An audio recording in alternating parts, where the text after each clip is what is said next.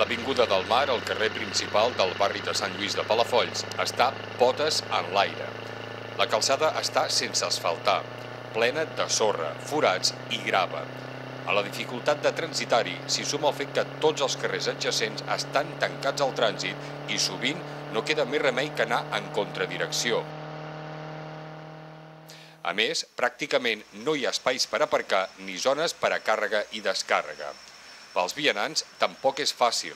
A les voreres hi ha forats i falta col·locar el mobiliari urbà. El motiu de tot això són les obres que s'estan fent al barri.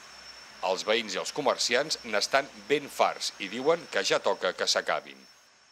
Vinieron, rompieron las calles, van arreglando sin avisar a vecinos ni nada. Y ahora pues desde el lunes no han venido, hasta el viernes estuvieron aquí. Home, la veritat que ens han tallat el carrer durant 3 mesos llargs i bueno, l'opció de que poguessin passar els cotxes i traspassar doncs no donaven l'opció i clar, a mi la veritat que la gent no venia ni a buscar tabac. Amb les pluges, encara més, fang i clar, la gent no ve. I nosaltres, clar, hem d'arribar a final de mes i no sabem com arribar-hi. També s'han queixat dels talls d'aigua i de llum sense avisar prèviament, de la manca de senyalització, d'informació i de llum al carrer durant la nit. Les obres van començar al mes de juliol. La primera fase es va incloure dins el Pla Zapatero 2009. Consistia en arreglar les voreres. Aquesta feina va acabar-se a finals de desembre. Després es va començar a treballar per canviar l'asfaltat del carrer.